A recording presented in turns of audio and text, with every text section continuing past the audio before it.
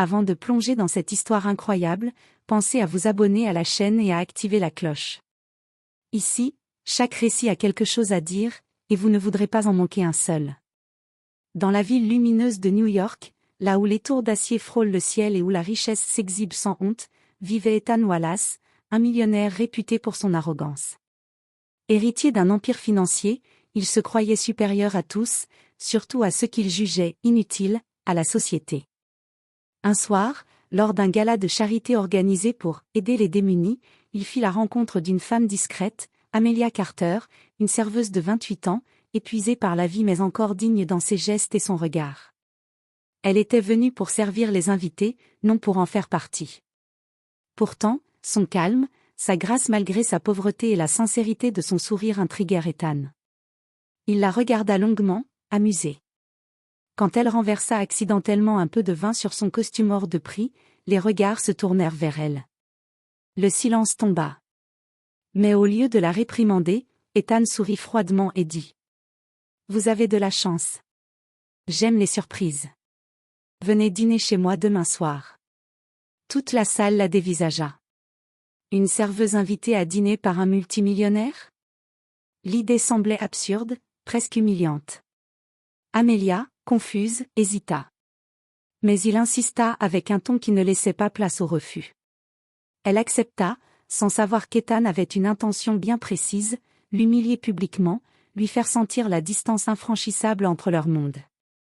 Il voulait se divertir à ses dépens, entouré de ses amis riches et moqueurs. Mais ce qu'il ignorait, c'est que ce dîner allait tourner d'une façon qu'il n'aurait jamais imaginée. Car derrière les vêtements modestes d'Amelia se cachait un passé qu'il n'aurait jamais osé affronter et une vérité capable de briser son orgueil. Le lendemain soir, Amelia Carter se tenait devant le vaste portail noir d'un manoir à l'architecture imposante, perdu au cœur du quartier huppé d'Upper East Side. Les mains tremblantes, elle resserra son manteau usé autour d'elle. La bruine du soir lui collait les cheveux au front, mais elle tenait bon. Elle n'avait jamais mis les pieds dans un endroit pareil. Les colonnes de marbre, les lumières dorées, les voitures luxueuses garées à l'allée, tout respirait une richesse inaccessible. Le garde à l'entrée la toisa, sceptique. « Votre nom ?» demanda-t-il sèchement. « Amelia Carter ?»« Monsieur Wallace m'a invité, » répondit-elle d'une voix hésitante.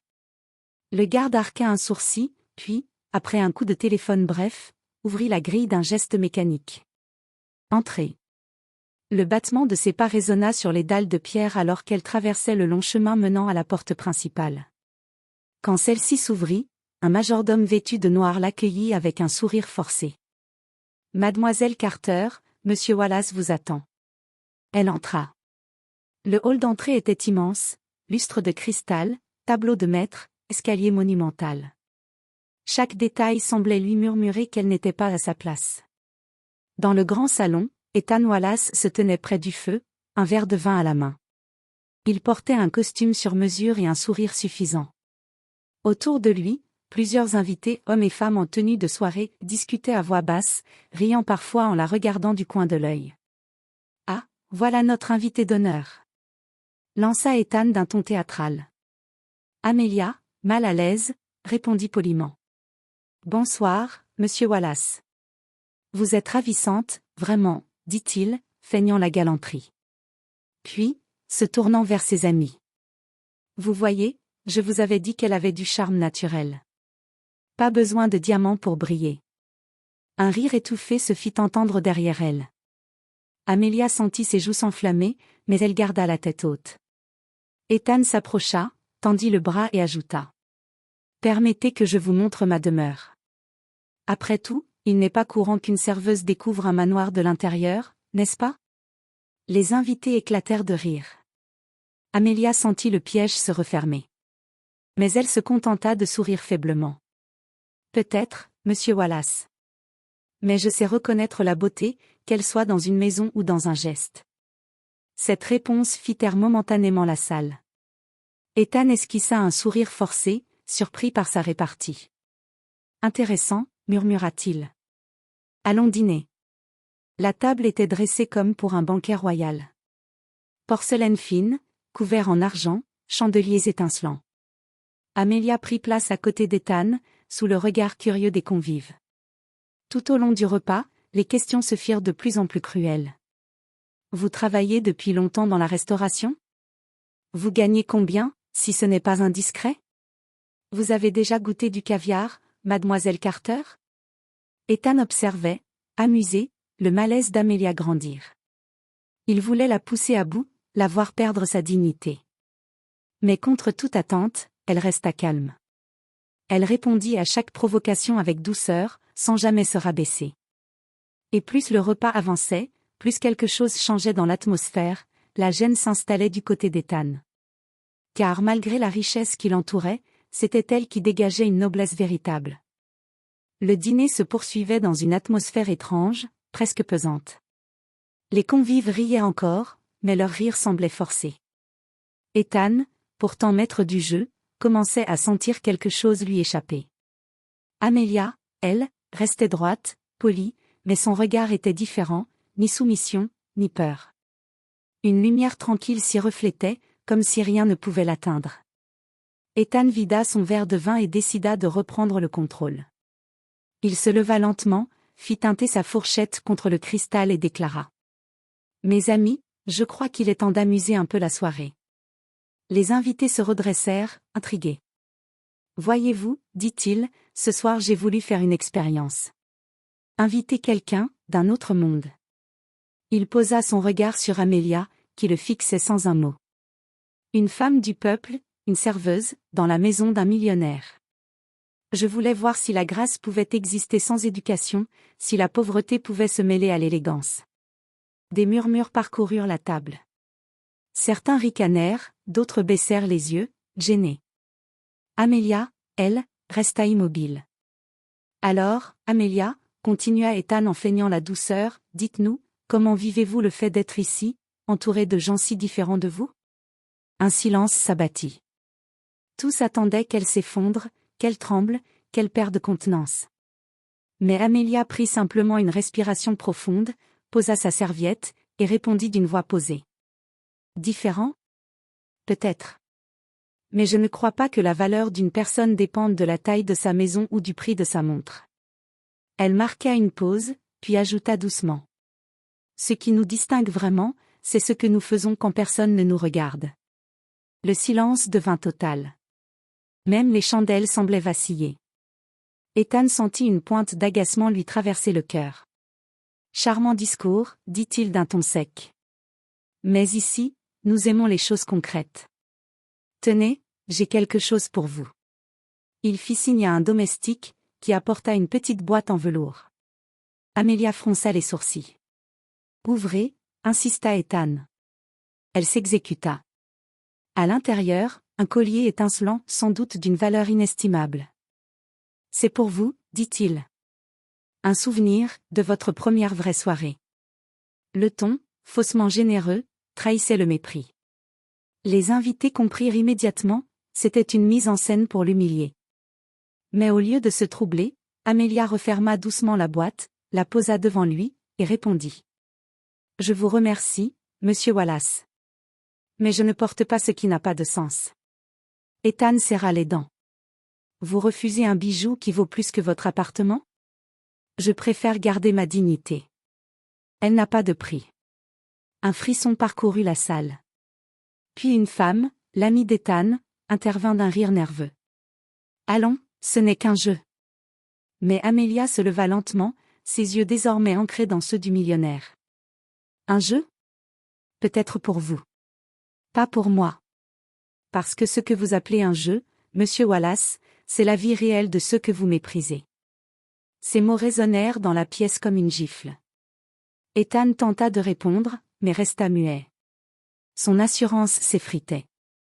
Une partie de lui voulait lui dire de partir, l'autre voulait comprendre pourquoi elle ne pliait pas.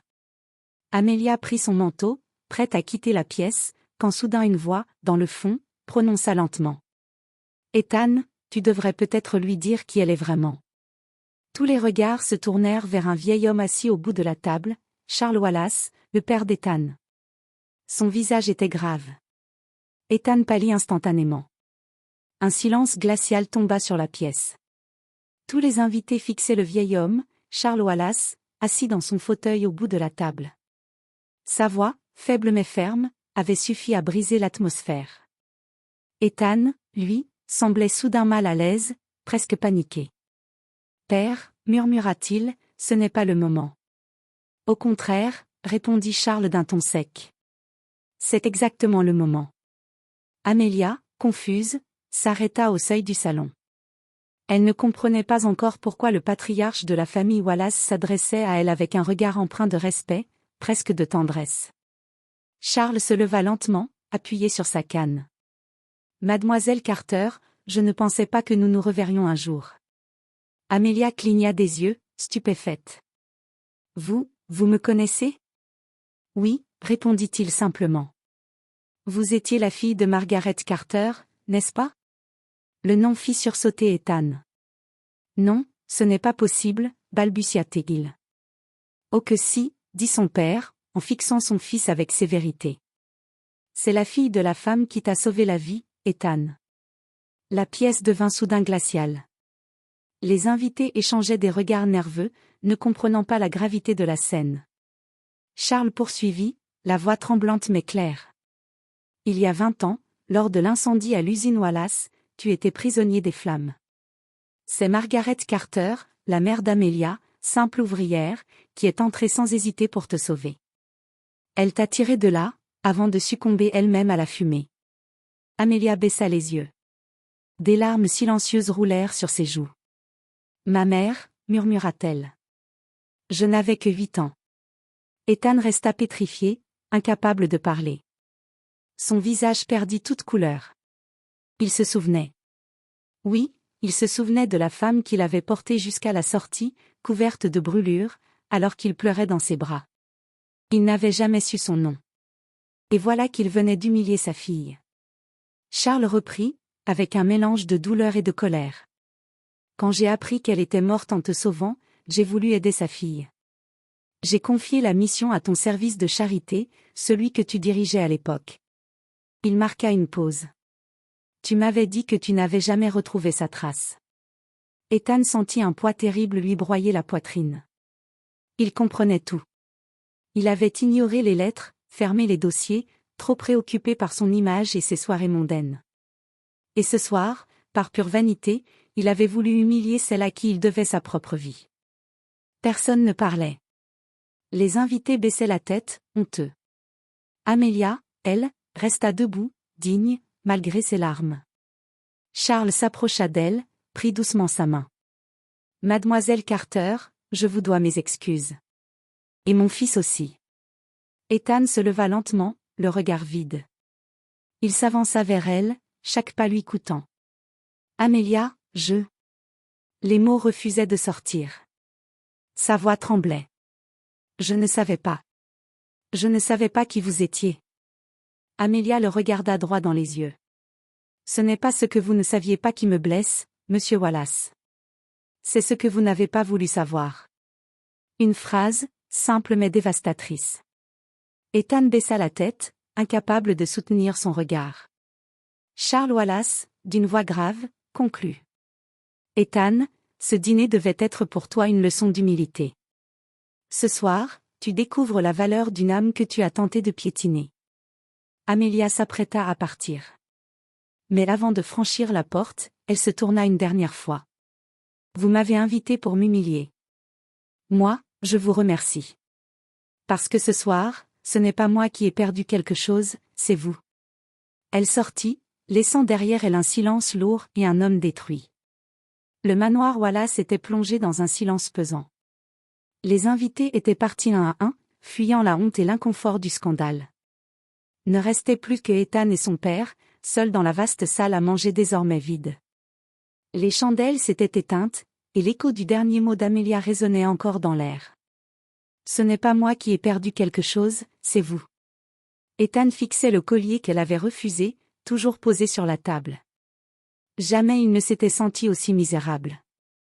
Lui, l'homme qui croyait tout contrôler, venait de découvrir que sa fortune, ses fêtes et son arrogance n'étaient qu'un vernis fragile, un masque cachant un vide immense. Charles, son père, rompit le silence. « Maintenant tu comprends, n'est-ce pas ?»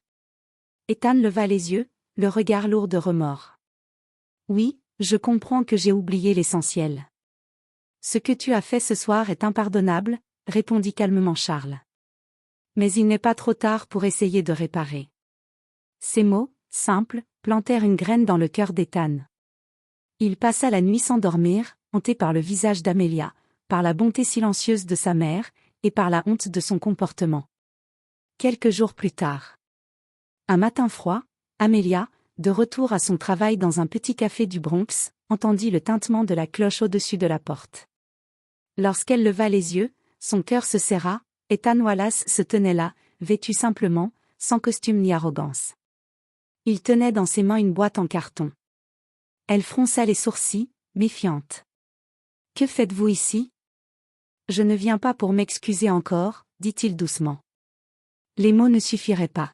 « Je viens pour vous rendre ce qui vous revient. » Il posa la boîte sur le comptoir. À l'intérieur, des dossiers, des papiers officiels, et une clé. C'est la maison que ma fondation a rachetée il y a 10 ans. C'était celle de votre mère. Je l'ai fait rénover. Elle est à vous, désormais. Amelia écarquilla les yeux, incapable de parler. Ethan continua, la voix tremblante. J'ai rouvert le fonds d'aide aux familles des victimes de l'usine Wallace. Et je l'ai nommé le fonds Margaret Carter. Votre mère mérite que son nom vive pour ce qu'elle a fait. Les clients du café, silencieux, observaient la scène avec émotion. Amelia resta quelques secondes immobile, puis murmura. Vous essayez d'effacer ce que vous avez fait ? Non, répondit-il. On ne peut pas effacer la honte. Mais on peut en faire quelque chose de juste. Elle le regarda longuement. Son instinct lui disait qu'il était sincère. Ce que vous faites est bien, dit-elle doucement. Mais ne le faites pas pour moi. Faites-le pour devenir quelqu'un de meilleur. Ethan baissa les yeux, hochant la tête. C'est ce que j'essaie. Puis, avant de partir, il ajouta. Vous m'avez appris quelque chose, Amelia. Vous m'avez rappelé que la vraie richesse ne se mesure pas à ce qu'on possède, mais à ce qu'on respecte. Quelques mois plus tard. Une nouvelle plaque fut inaugurée à l'entrée d'un centre communautaire flambant neuf. Centre Margaret Carter en l'honneur du courage et de la dignité. Amelia, invitée d'honneur, coupa le ruban devant une foule émue. Dans le public, discret, se tenait Ethan, loin des caméras, les yeux humides. Pour la première fois depuis longtemps, il ne se sentit ni puissant, ni supérieur mais en paix. Et quand leurs regards se croisèrent à distance, Amelia esquissa un léger sourire. Pas un sourire de pardon, mais de reconnaissance. Celui qu'on offre à quelqu'un qui a enfin compris la valeur d'une âme humaine.